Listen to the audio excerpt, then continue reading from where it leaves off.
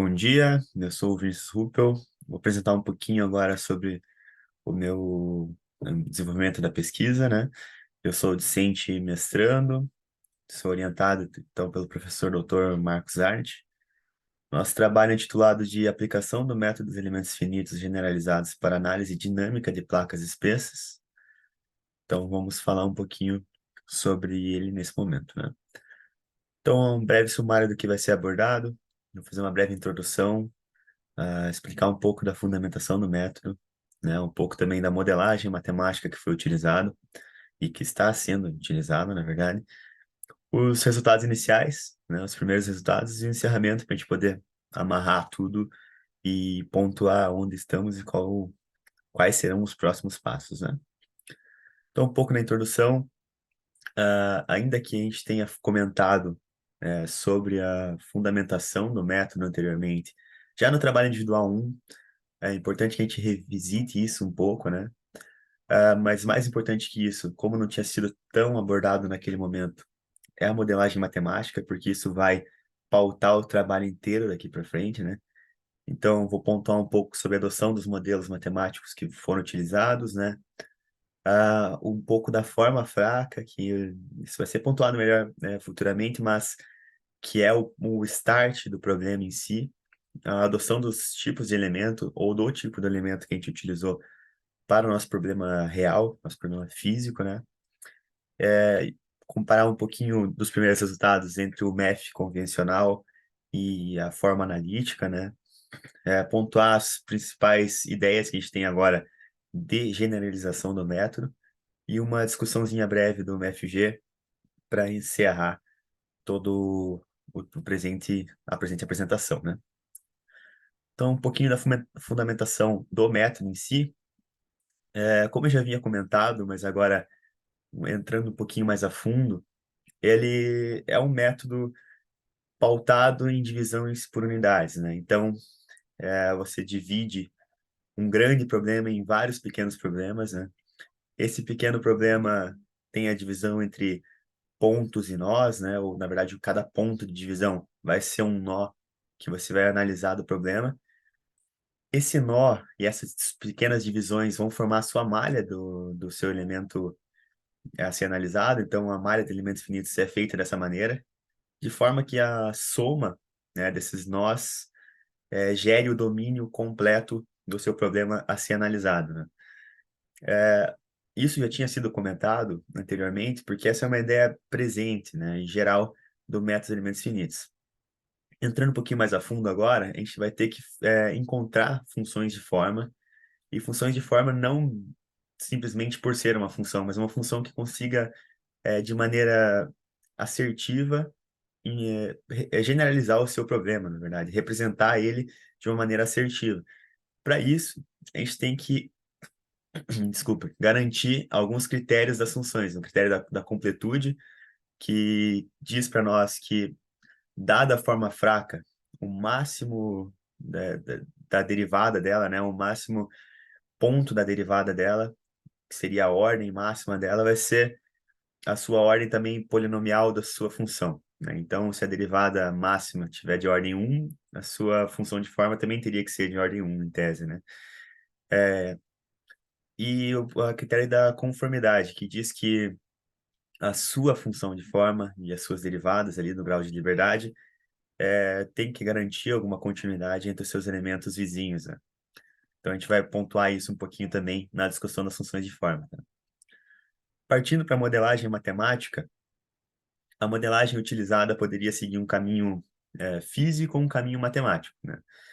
O matemático ele é muito interessante, mas o físico, não só por ser mais simples, se é que pode se dizer assim, ele é bastante presente em referenciais teóricos, no caso, né? Então, a gente optou por essa adoção física, porque cada passo que a gente avance no trabalho, a gente consegue não só um norte, mas olhar para o lado no passo das referências bibliográficas e pensar, não, então a gente está indo certo, né?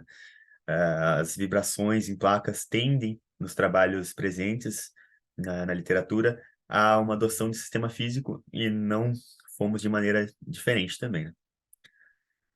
Com isso, a gente começa a analisar o diferencial de energia para encontrar a forma fraca, né? E sai dessas duas equações que eu estou mostrando na tela. O dito U aqui é uma equação integral que referencia os esforços da sua placa, propriamente dito.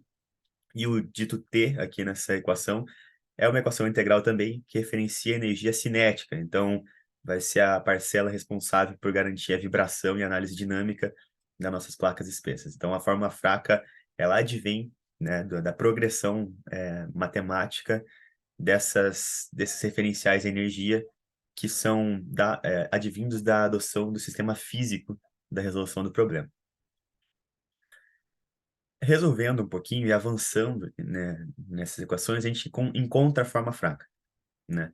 É importante perceber aqui, como eu já tinha pontuado na função de forma, que a forma fraca apresenta derivada de ordem 1 apenas, né? Isso vai ser representativo para nós lá na discussão da função de forma.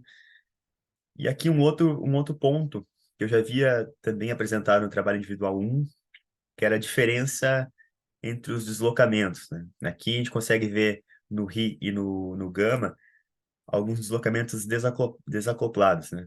Isso é bastante diferente de uma análise de placas finas. Isso advém do processo de consideração da análise de cisalhamento. Então, conforme uma placa fina ela tem a sua espessura aumentada, a representatividade do cisalhamento em forma de deformação vai começando a ser mais expressivo, né? Então, se deixarmos de considerar o efeito cisalhante aqui, agora numa placa espessa, ela não vai ter mais um modelo representativo, diferente da placa fina, que poderia ser desprezada, né? Então, nesse caso, não. E por isso que essa cara, por assim dizer, do, do processo de deformação, ele é diferente, né, entre uma placa e outra, ele é até desacoplado. Isso tem algumas implicações matemáticas também para nós. Partindo um pouquinho agora para a função de forma, a gente adotou também, até por estar bastante presente na literatura, uma função lagrangiana. Dá para ver que ela apresenta um grau polinomial 1 também, que significa que a gente está adotando ali e dando o check no critério da completude, que eu já tinha pontuado que a derivada de ordem máxima ali da forma fraca era de ordem 1 também, então isso garante. Por ser uma função de forma polinomial, ela também garante que as suas derivadas e ela em si tem a sua continuidade, né? Tem a sua continuidade também nos elementos vizinhos. Então, os dois critérios para a adoção da função de forma estão sendo completamente preenchidos com a adoção de uma função de forma lagrangiana. É claro que futuramente isso vai ser generalizado com outras funções, mas no momento essa aqui se adequa bem. Outro ponto da modelagem matemática seria a adoção do elemento, né? A priori, assim, a gente adotou um elemento de 4 nós. Aqui tem uma diferenciação, porque a gente não poderia fazer, na verdade até poderia, mas tem alguma complicação matemática de adoção simplesmente num sistema global, né? Ou XY, por assim dizer. Nessa imagem que foi retirada de Petit, do livro Petit, a gente consegue ver que ele adotou um sistema adimensional, né? Então, ao invés de ser x e y, passou a ser xi e eta, né? Então, esse elemento ele vai de -1 a 1 em xi e eta, de qualquer forma. Isso garante que a nossa análise seja mais simplificada, seja mais fácil de se analisar um elemento, visto que ele vai de -1 a 1 só, entendeu? Então, é bastante simples, até na programação, a gente conseguir utilizar. Então, a gente também adotou um sistema adimensional. Mas, diferente do Petit, que ele só foi para o adimensional, a gente também adotou um elemento isoparamétrico, né? O que isso significa? Que no livro, na literatura, até referenciando de novo do Petit, um elemento simplesmente adimensional, ele fica preso à forma do elemento. Então, naqueles exemplos da literatura, um elemento retangular, você só consegue replicar aquela metodologia para outro elemento retangular, né?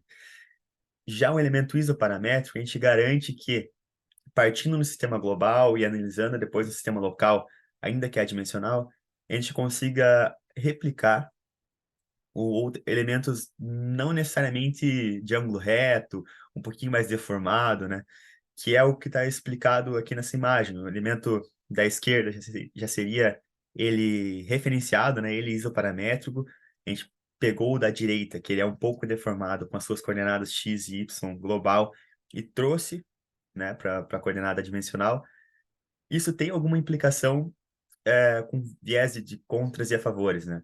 O contra é que tem uma complicação matemática um pouquinho maior, porque você vai ter que fazer uma integração numérica aí que a gente utilizou, estamos utilizando a quadratura de Gauss, e a complicação é basicamente essa, né? É um processo matemático a mais, mas tem um ganho, que é, que a gente consegue replicar esse método em outros tipos de elementos e não no simplesmente quadrado. A gente deixa menos engessado a nossa metodologia de cálculo.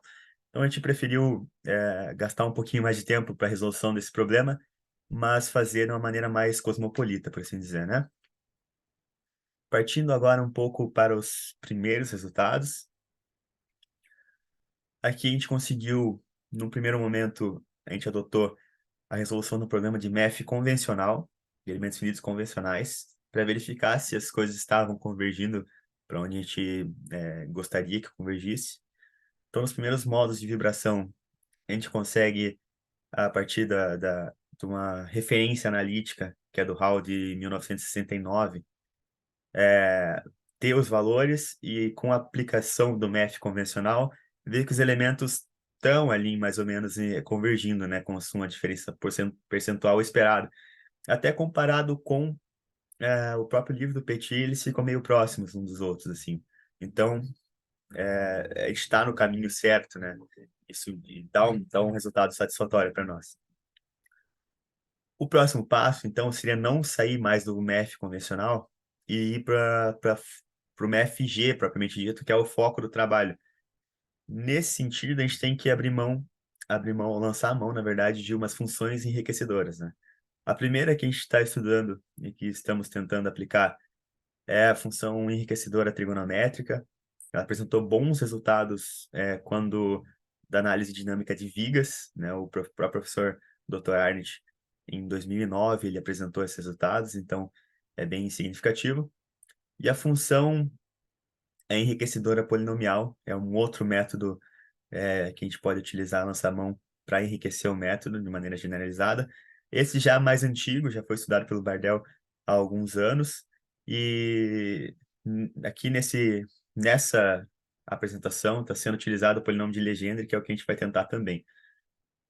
Aqui, essas duas funções, né, claro, separadamente, primeiro análise de uma e depois de outra, elas vão entrar lá na nossa função de forma para generalizar o método e enriquecer ele ainda mais, né? Esse é um ponto um pouco complexo, um pouco complicado, que a gente está tentando lidar aqui, mas é o passo dos resultados reais, no caso, né, que a gente vai ter. Agora, partindo um pouquinho já para o encerramento, então, diferentemente do trabalho individual 1, né, obviamente a gente espera que haja essa progressão em que a gente estava próximo do desenvolvimento metodológico. Aqui a revisão já foi feita, o desenvolvimento já está bem sedimentado, a modelagem matemática também já está bem alicerçada. Então a gente está na análise, chegando na análise crítica e implicação dos resultados propriamente dito, né? Então a gente está caminhando bem, esperamos que nos próximos dias tenha os resultados mais expressivos agora do método generalizado. É claro que é um pouco mais complexo, mas já estamos caminhando bem.